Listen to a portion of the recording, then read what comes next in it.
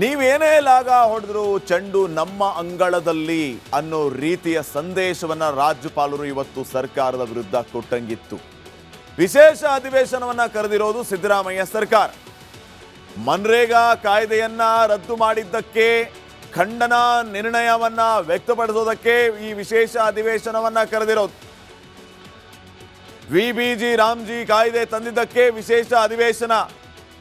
ಸರ್ಕಾರ ಸಿದ್ಧಪಡಿಸಿದ ಪ್ರತಿಯನ್ನ ರಾಜ್ಯಪಾಲರು ಓದಲೇಬೇಕು. ಕ್ಯಾಬಿನೆಟ್ ತಯಾರು ಮಾಡಿದಂತಹ ಪ್ರತಿಯನ್ನ ರಾಜ್ಯಪಾಲರು ಸಂಪೂರ್ಣವಾಗಿ ಓದಬೇಕು. ಸಂವಿಧಾನದ ಆರ್ಟಿಕಲ್ 176 ಹಾಗೇನೆ ಆರ್ಟಿಕಲ್ 163ರ ಅಡಿ ರಾಜ್ಯಪಾಲರು ಭಾಷಣ ಮಾಡಲೇಬೇಕು ಅಂತಿದೆ.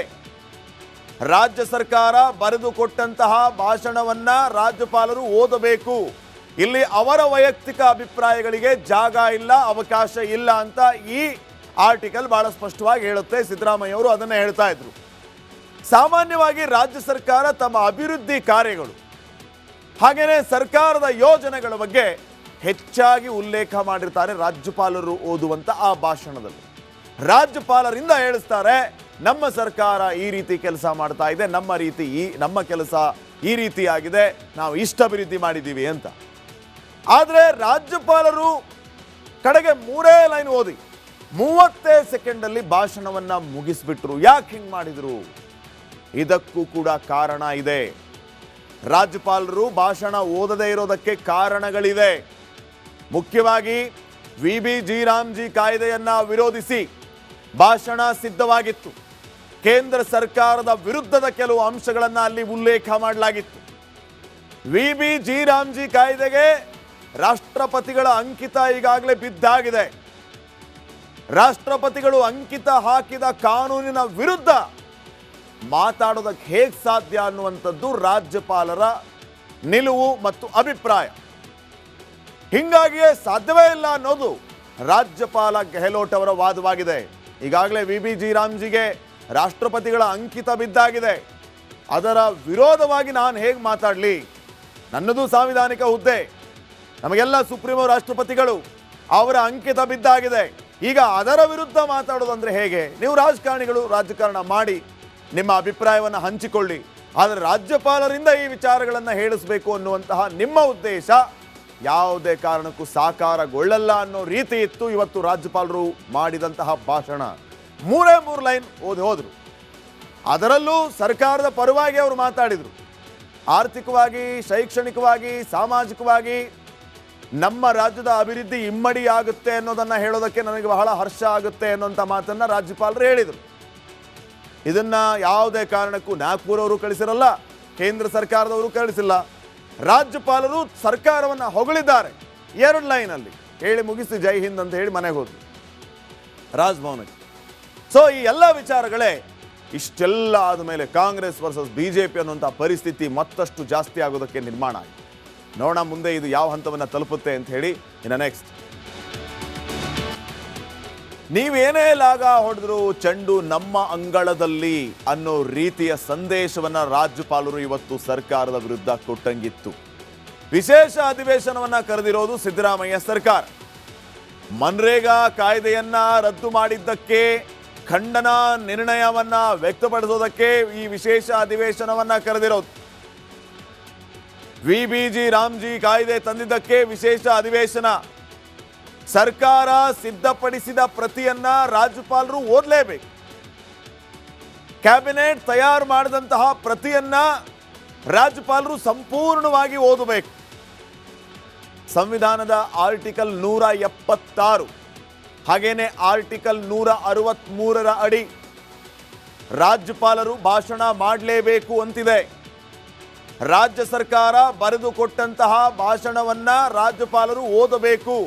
ಇಲ್ಲಿ ಅವರ ವೈಯಕ್ತಿಕ ಅಭಿಪ್ರಾಯಗಳಿಗೆ ಜಾಗ ಇಲ್ಲ, ಅವಕಾಶ ಇಲ್ಲ ಅಂತ ಈ ಆರ್ಟಿಕಲ್ ಬಹಳ ಸ್ಪಷ್ಟವಾಗಿ ಹೇಳುತ್ತೆ. ಸಿದ್ದರಾಮಯ್ಯ ಅವರು ಅದನ್ನೇ ಹೇಳ್ತಾ ಇದ್ರು. ಸಾಮಾನ್ಯವಾಗಿ ರಾಜ್ಯ ಸರ್ಕಾರ ತಮ್ಮ ಅಭಿವೃದ್ಧಿ ಕಾರ್ಯಗಳು ಹಾಗೇನೆ ಸರ್ಕಾರದ ಯೋಜನೆಗಳ ಬಗ್ಗೆ ಹೆಚ್ಚಾಗಿ ಉಲ್ಲೇಖ ಮಾಡಿರ್ತಾರೆ ರಾಜ್ಯಪಾಲರು ಓದುವಂತ ಆ ಭಾಷಣದಲ್ಲಿ. ರಾಜ್ಯಪಾಲರಿಂದ ಹೇಳಿಸ್ತಾರೆ, ನಮ್ಮ ಸರ್ಕಾರ ಈ ರೀತಿ ಕೆಲಸ ಮಾಡ್ತಾ ಇದೆ, ನಮ್ಮ ಕೆಲಸ ಈ ರೀತಿ ಆಗಿದೆ, ನಾವು ಇಷ್ಟ ಅಭಿವೃದ್ಧಿ ಮಾಡಿದ್ದೀವಿ ಅಂತ. ಆದರೆ ರಾಜ್ಯಪಾಲರು ಕಡೆಗೆ 3 ಲೈನ್ ಓದಿ 30 ಸೆಕೆಂಡಲ್ಲಿ ಭಾಷಣವನ್ನ ಮುಗಿಸ್ಬಿಟ್ರು. ಯಾಕೆ ಹಿಂಗೆ ಮಾಡಿದ್ರು? ಇದಕ್ಕೂ ಕೂಡ ಕಾರಣ ಇದೆ. ರಾಜ್ಯಪಾಲರು ಭಾಷಣ ಓದದೇ ಇರೋದಕ್ಕೆ ಕಾರಣಗಳಿವೆ. ಮುಖ್ಯವಾಗಿ ವಿಬಿಜಿ ರಾಮ್ಜಿ ಕಾಯ್ದೆಯನ್ನ ವಿರೋಧಿಸಿ ಭಾಷಣ ಸಿದ್ಧವಾಗಿತ್ತು. ಕೇಂದ್ರ ಸರ್ಕಾರದ ವಿರುದ್ಧದ ಕೆಲವು ಅಂಶಗಳನ್ನು ಅಲ್ಲಿ ಉಲ್ಲೇಖ ಮಾಡಲಾಗಿತ್ತು. ವಿಬಿಜಿ ರಾಮ್ಜಿ ಕಾಯ್ದೆಗೆ ರಾಷ್ಟ್ರಪತಿಗಳ ಅಂಕಿತ ಈಗಾಗಲೇ ಬಿದ್ದಾಗಿದೆ. ರಾಷ್ಟ್ರಪತಿಗಳು ಅಂಕಿತ ಹಾಕಿದ ಕಾನೂನಿನ ವಿರುದ್ಧ ಮಾತಾಡೋದಕ್ಕೆ ಹೇಗೆ ಸಾಧ್ಯ ಅನ್ನುವಂಥದ್ದು ರಾಜ್ಯಪಾಲರ ನಿಲುವು ಮತ್ತು ಅಭಿಪ್ರಾಯ. ಹಿಂಗಾಗಿಯೇ ಸಾಧ್ಯವೇ ಇಲ್ಲ ಅನ್ನೋದು ರಾಜ್ಯಪಾಲ ಗೆಹ್ಲೋಟ್ ಅವರ ವಾದವಾಗಿದೆ. ಈಗಾಗಲೇ ವಿಬಿಜಿ ರಾಮ್ಜಿಗೆ ರಾಷ್ಟ್ರಪತಿಗಳ ಅಂಕಿತ ಬಿದ್ದಾಗಿದೆ. ಅದರ ವಿರೋಧವಾಗಿ ನಾನು ಹೇಗೆ ಮಾತಾಡಲಿ? ನನ್ನದು ಸಾಂವಿಧಾನಿಕ ಹುದ್ದೆ, ನಮಗೆಲ್ಲ ಸುಪ್ರೀಮೋ ರಾಷ್ಟ್ರಪತಿಗಳು, ಅವರ ಅಂಕಿತ ಬಿದ್ದಾಗಿದೆ.